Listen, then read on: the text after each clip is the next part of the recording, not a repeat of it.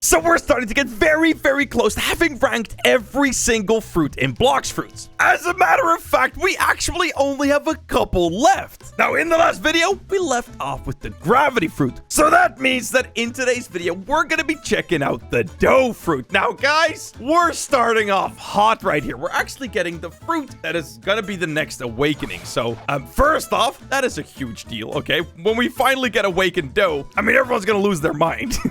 But then you might wonder, how good is the dough fruit before it gets its official awakening? And so that is exactly what we're about to find out. So here we go, baby. So far, shkabang! You have yourself the fried dough. Now, actually, this is a really, really good ability, mostly because what it actually does is it grabs the thing that you're attacking.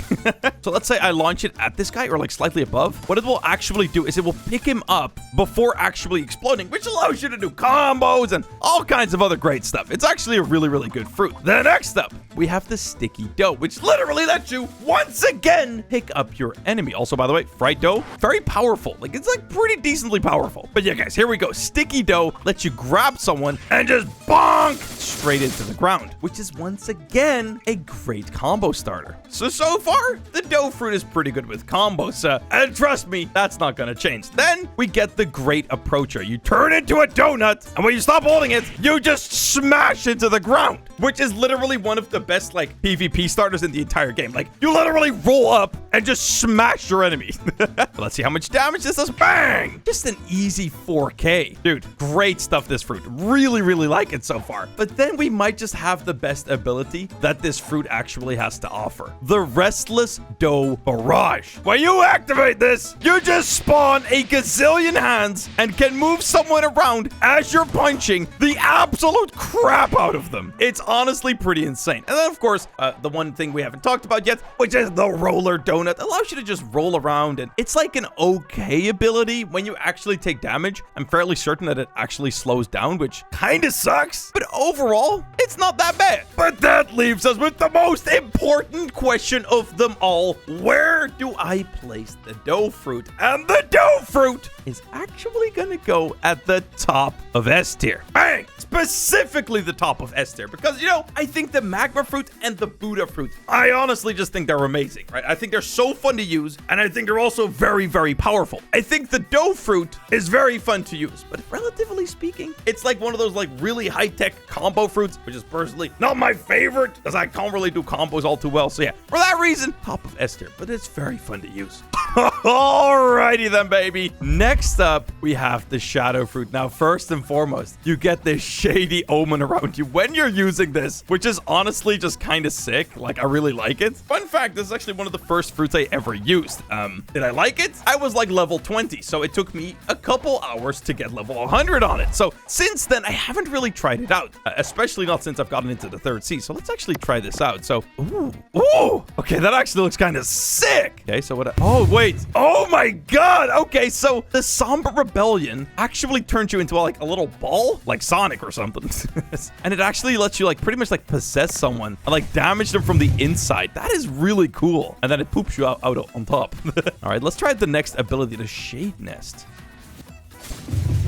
Oh, whoa, that was actually very powerful. 4.2k damage. Let's go. Hold up. Let's do that again. Dude, that is a good ability. I actually quite like that. Oh, le mole, man. Bang. Dude, that is pretty good. Can you actually combo that? The Shade Nest. Oh, you can totally combo that. Oh, that is an extremely easy thing to combo. Oh my God. Okay, let's try the Umbrage. So honestly, this might just be like the most ridiculous flying ability in the entire game, because you can just fly around and flip your camera in circles and do like an easy like 80k damage. It's nuts. Yes, guys, I said 80k damage. Like, I'm not even kidding. All right, guys, here we go. 80k damage. Come on. We must be able to do 80k, right? Come on. Okay, 40, 50. Dude, that's still 50k damage, bro. Like, come on. Like, that's mental. Oh, baby. And there it is, guys. Level 300. So now we have unlocked the Nightmare Leech and Corvus Torment. I'm very excited to see what these are actually going to do, to be honest. So let's have a look, okay? Nightmare Leech, here we go.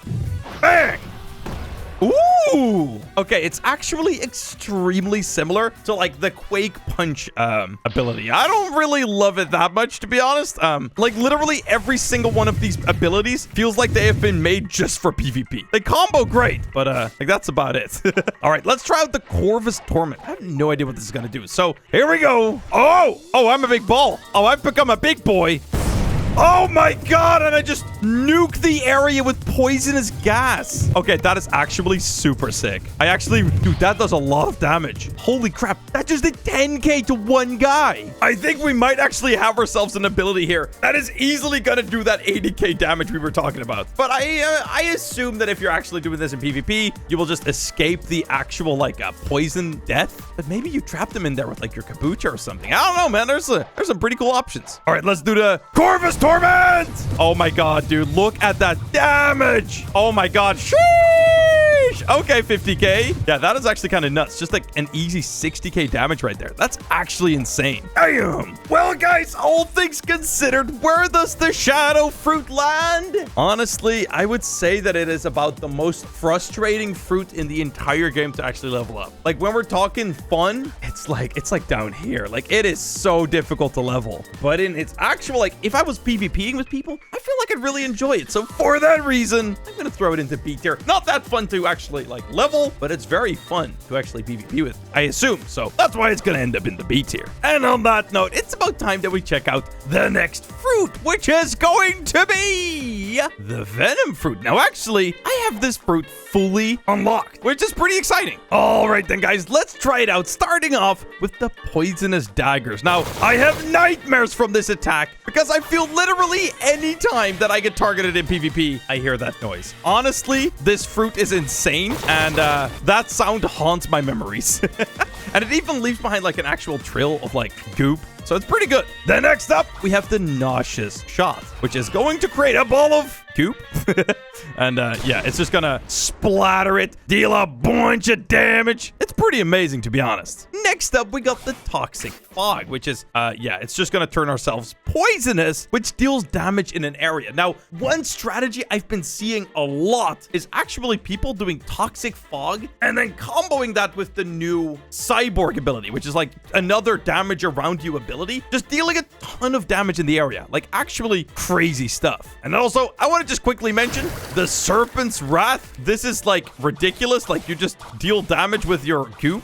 Like, once again, we have crap tons of goop damage. You'll love to see it. And I think this actually lasts infinite. So, yeah, you can just infinitely spin in a circle like this and just goop damage like everything to death. But then we have a Fury meter. When we have our Fury meter at max, we can transform into the three-headed venom dragon thing. And it actually allows us to do a bunch of interesting stuff. So when we do that, it's the same thing, but you just shoot out a bunch more of them and deal a ton of extra damage. Also, you jump like, that is just one double jump. Like, that is crazy. Like, you land and you leave splatters of venom everywhere, bro. You're a venom monster. So, yeah, guys, while you're actually using the transformation, the Fury meter is slowly gonna go down, so don't worry about that. But yeah, ton of damage on the Z ability now makes it even better. Then we have the nauseous shot, which is once again even crazier. Then we have the toxic fog. It's just actual death. The whole map has been engulfed in toxic. And then we can still do the snake, and the snake just deals a ton of damage. Like, the venom fruit is good enough to actually be a contender for best fruit in the game. I said it. It is so toxic, not in just the fact that it's actually toxic, but just in the fact that it's actually like a really toxic fruit to use. I feel like most people that actually use the venom fruit are kind of like toxic.